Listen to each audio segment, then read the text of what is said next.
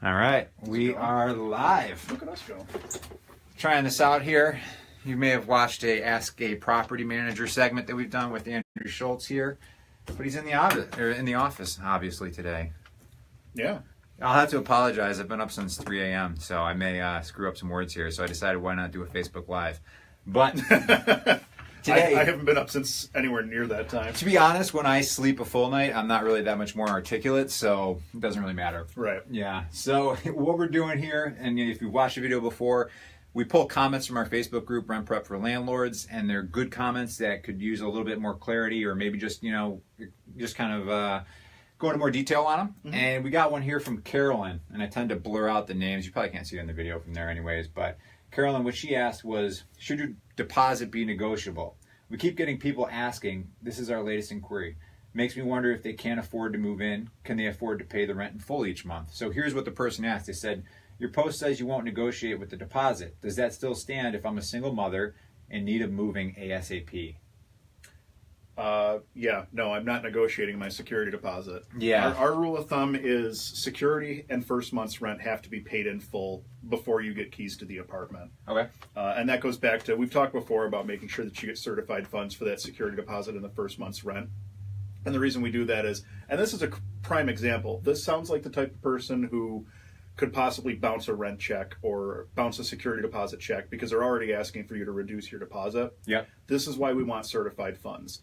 So this is a classic example of somebody who could possibly be an issue. When I saw this post, because Andrew shared it with me, thought it'd be a good one to talk about. It's like one of those, I feel like there's things that you can kind of be lenient on as a landlord, and then there's just like hard nose. Right. And like to me, like personally, if I see an eviction, a reportable eviction on record, right, that's like hard no, but right, it's all up to you based on your criteria. But the data out there suggests this person's very likely to evict. Right. So something like this to me, like, unless you only have one applicant and you gotta fill this place, which is not a good strategy. Right. I can't see how this wouldn't be like a major red flag. Yeah, exactly. I mean, the next person. When people are trying to negotiate terms with you before they're even moved into the apartment, it's almost a guaranteed sign that they're going to be a trouble tenant from day one. Mm-hmm. This person, I mean, we're not even at the point where they've signed a lease yet. We're not at the point where they've even seen the apartment yet.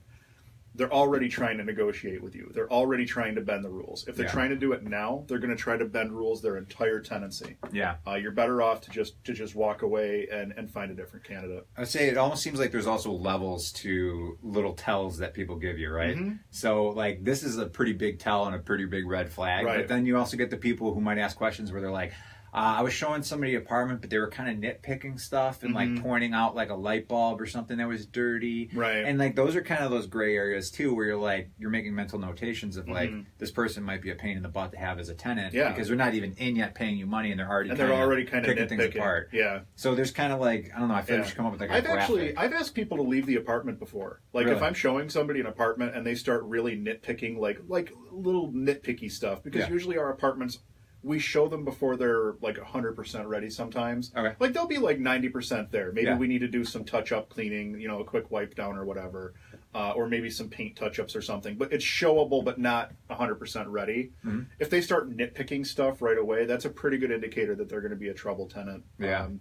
The other thing is I've thrown people out for just being blatantly racist. Like I had one guy come into an apartment complex. I was showing him an apartment and he started asking just blatantly racist questions. Sure. I'm like, look, dude, we follow the Fair Housing Act. Yeah. If you're not interested in living in an apartment building where there might be people that are a different race than you, you need to go. Yeah. And the guy was like, I take offense to that. I'm like, I take offense to you standing here talking to me like that. Good for you, though, for just booting them. Well, and it was a student housing complex. Okay. Well, not strictly students, but we get a lot of students because of its proximity to a college.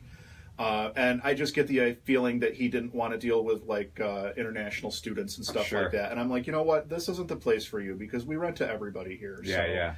And he left, and I never heard from him again. So it's a good point, though. I mean, you don't have to like go through the entire process with somebody. Yeah, exactly. Some people will get those questions like we've seen it before. Like, oh, I got 10 applicants. Should I be running 10 background checks? I'm like, no. Like, it should be like as you step through the process, it gets smaller and smaller. That list of people. Right. And that's every time you have a point of like any kind of touching point with them. If it's like something where you can gather information or intel, you're making a notice of that. I mean, and if you look through a rental application deep enough, you will find something that you want to question.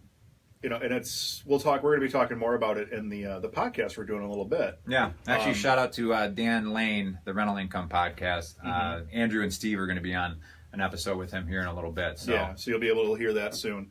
But we're going to be talking a little bit about rental applications and credit checks and background checks and stuff like that. Yeah. But, everybody tries to sneak something through on their rental application. I've never found one that's 100% clean beginning to end. Yeah. So, well, that's not true. Actually, we've had a couple of them that have been clean, but it's tough to find one that's 100% clean beginning to end. Well, that's like a resume for a job. Everyone's BSing a little bit. Right, exactly. when you're putting your best foot forward, and sometimes that foot's, it's exaggerated a little bit. Right, exactly. Yeah, calling yourself the head chef of a 5-star restaurant when you're just working the fry machine at McDonald's.